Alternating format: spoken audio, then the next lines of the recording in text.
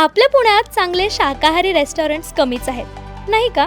पण आता no worries, presenting पुणेरी village. आपल्या पुण्यातल्या स्वामीनारायण मंदिरासमोरच इथे तुम्हाला मिळेल शांत आणि प्रशस्त जागा, जेवणाची चव ती तर एकदम भारी. प्रत्येक खास तुम्हाला वाह म्हणायला लावेल. ताजे पदार्थ, उत्तम चव आणि पोटभर जेवण यांची गॅरंटी. घरातल्या सगळ्यांसोबत बाहेर जेवायला जायचंय तर मग पुणेरी विलेज तुमच्यासाठीच आहे. काय मग आजच या रेस्टॉरंटला भेट देताय ना? नमस्कार, मी इंदिरा. न्यूज अनकटच्या प्राईम टाईम बुलेटिनमध्ये तुम्हा सगळ्यांचं स्वागत करते. सविस्तर वृत्त पाहणारच आहोत, पण त्याआधी नजर टाकूयात काही महत्त्वाच्या हेडलाईन्स. सोनं एका दिवसात 2000 रुपयांनी महागलंय. सोन्याचे दर पुन्हा 1 लाखांच्या पार. नाना पटोलेंचा महाराष्ट्र विधानसभा निवडणुकीच्या निकालावर आक्षेप. महायुती सरकारनं शेतकऱ्यांच्या तोंडाला पानं पुसण्याचं काम केलंय. बच्चू कडूंचा अन्नत्याग आंदोलनाला यशोमती ठाकूर यांचा पाठिंबा. आणि एसटीबीटी बियाणांवरून सामान्य शेतकऱ्यांवर कारवाईचा धडाका. आता पाहूया सविस्तर वृत्त. इस्रायलनं इराणची राजधानी तेहरानवर हल्ले केल्यानंतर सोन्याच्या दरात मोठी वाढ झाली आहे. मल्टी कमोडिटी एक्सचेंजवर सोन्याचे दर 1 लाख रुपयांवर गेलेत. मल्टी कमोडिटी एक्सचेंजवर पहिल्यांदा सोन्याच्या दरानं 1 लाख रुपयांचा टप्पा पार केलाय. सोन्यातील गुंतवणूकदारांना यंदा शेअर मार्केटपेक्षा चांगला परतावा मिळालाय. त्यामुळे हे निश्चित झालंय सोन्यातील गुंतवणूक संकटाच्या काळात उपयोगी पडणारी आहे. महाराष्ट्र सरकार हे जनतेच्या मनातले नाही आणि मतातलेही नाही. निवडणूक आयोगाच्या हेराफेरीमुळेच हे सरकार सत्तेत आलं असून मतदारांच्या मतांवर डल्ला मारण्याचं काम निवडणूक आयोगानं केलंय, असा आरोप नाना पटोले यांनी केला. या प्रकरणी महामहिम राष्ट्रपतींनी एक उच्चस्तरीय चौकशी नेमून हे सरकार बरखास्त करावे अशी मागणी नाना पटोले यांनी राष्ट्रपतींना पत्राद्वारे केली आहे. महाराष्ट्रामध्ये झालेल्या विधानसभेच्या निवडणुका 4 दिवसाच्या पहिलेच राहुल गांधीजींनी याच्यावरचं एक वक्तव्य केलं आणि भाजपला जी काही मिरची लागायची होती ती लागली आणि त्यांच्या वरिष्ठ नेत्यापासून तर अंधभक्तापर्यंत एक प्रकारे राहुलजी होते तुटून पडलेले होते, असं चित्र आपण पाहतो आहे. निवडणूक आयोग याचं उत्तर देत नाही. निवडणूक आयोगाला काही बोललं तर बीजेपीला काय त्रास होतो हा एक प्रश्न सगळ्यांच्या समोर आहे. आणि म्हणून महामहिम राष्ट्रपती महोदयांना मी आज पत्र लिहिलं आणि त्या पत्रामध्ये एक भूमिका मांडली की महाराष्ट्रातलं जे आज सरकार आहे हे जनतेच्या मनातलं नाही, मतातलं नाही. निवडणूक आयोगाच्या हेराफेरीमुळेच महाराष्ट्राच्या जनतेच्या मताचं मॅनिप्युलेशन करून त्यांच्या मतावर डल्ला मारण्याचं पाप निवडणूक आयोगाने केलं आणि त्याचे काही पुरावे सुद्धा आम्ही निवडणूक आयोगाला दिले. पण निवडणूक आयोगाने कायद्याचे खोट्या गोष्टी सांगून त्या 76 लाख मताचं संध्याकाळी झालेल्या मताचाही फुटेजेस द्यायला विरोध केलेला आहे. वोटर लिस्ट द्यायला त्यांनी विरोध केलेला आहे आणि त्याच्यामुळेच ते संशयाच्या भोऱ्यात आलेले आहेत. आणि म्हणून याची एक उच्चस्तरीय चौकशी महामहिम राष्ट्रपतींनी लावावी आणि आज जे सरकार आहे या सरकारला निरस्त करावं अशी भूमिका आम्ही माननीय महामहिम राष्ट्रपती. बच्चूभाऊंसोबत राजकीय मतभेद असले तरी शेतकऱ्याचं कल्याण हाच आमच्यासाठी धर्म आहे, असं सांगत माजी मंत्री यशोमती ठाकूर यांनी बच्चू कडूंच्या अन्नत्याग आंदोलनाला पाठिंबा दिलाय. प्रहार जनशक्ती पक्षाचे अध्यक्ष बच्चू कडू हे मोजरी येथे शेतकऱ्यांच्या प्रश्नावर अन्नत्याग आंदोलन करतायत. यावर प्रतिक्रिया देताना ॲडव्होकेट यशोमती ठाकूर म्हणाल्यात की शेतकऱ्यांच्या प्रत्येक मुद्द्यावर काँग्रेस पक्षाने ठाम भूमिका घेतली आहे. सरकारनं सत्तेत येताच शेतकऱ्यांच्या तोंडाला पानं पुसण्याचं काम केलं, अशी टीका यशोमती ठाकूर यांनी यावेळी केली आहे. आमचे सहकारी बंधू आदरणीय बच्चूदादा हे मागच्या 6 दिवसापासून शेतकऱ्यांच्या मागण्यासाठी उपोषणाला बसलेले आहेत.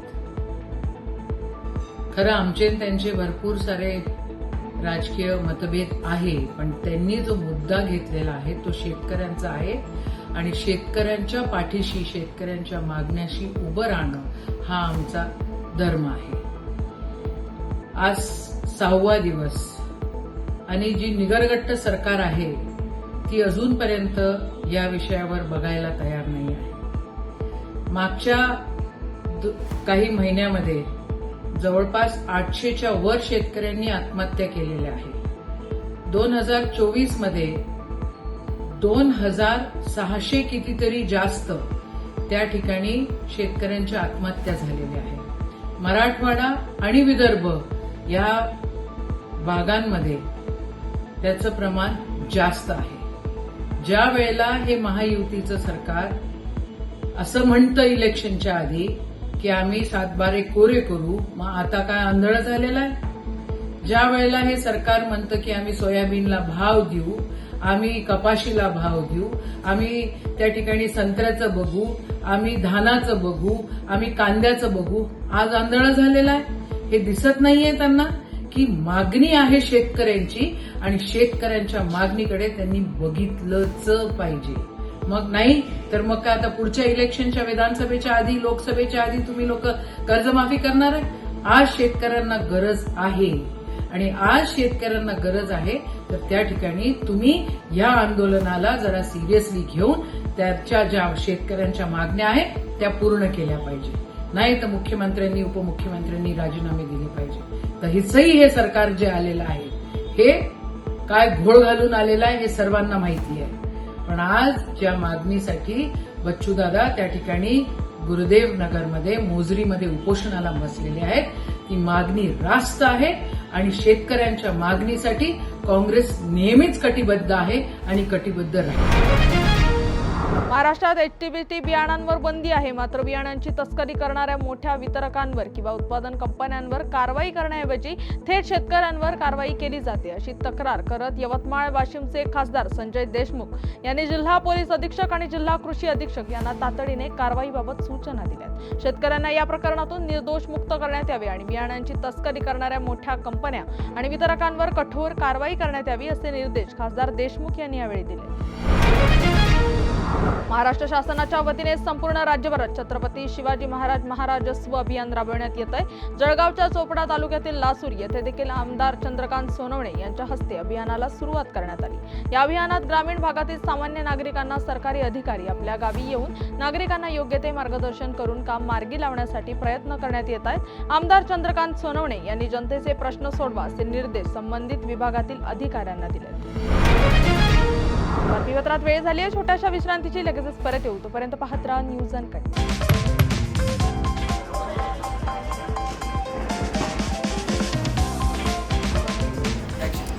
तर या होत्या आजच्या ठळक बातम्या. हा काही रॅन्डम गोंधळ नाही.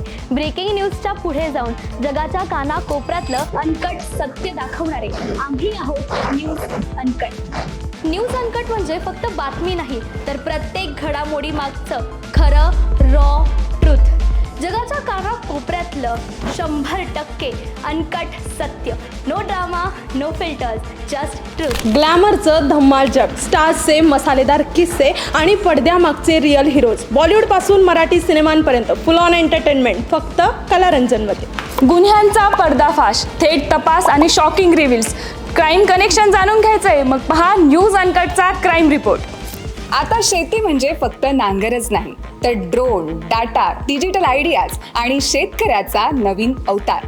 पहा कृषी विश्व, प्रगतीची एक नवी दिशा. हेल्दी राहायचंय, फिट राहायचंय, मग जाणून घ्या फिटनेसच्या simple tips, healthy diet plans news अनकटच्या धन्वंतरीमध्ये. गल्लीपासून दिल्लीपर्यंत थेट सडेतोड आणि रोखठोक रिपोर्टिंग. राजकारणातील सगळे खेळ नो फिल्टर स्टाईलमध्ये. #राजकारण न्यूज अनकटवर. जगाकडे बघण्याचा नवा दृष्टिकोन. ही गोष्ट ऐकलीत का जी तुम्हाला विचार करायला लावेल? पहा विषय काय. शेवटच्या क्षणाचा थरार, मैदानावरील धमाल, खेळाडूंचे किस्से आणि बरंच काही. क्रीडा विश्वमध्ये सर्व काही. प्रत्येक बातमी, प्रत्येक विषय, प्रत्येक घटना थेट तुमच्यापर्यंत. No filter, no biasness. बातमी जशी आहे तशीच दाखवणार. आणि आता एक big update. News uncut is levelling up. आता न्यूज अनकट घेऊन येत आहे एक नवीन स्वतंत्र चॅनल जिथे सगळं काही थेट रिअल आणि अनकट असणार. More content, more shows, more real talks. Presenting uncut explained.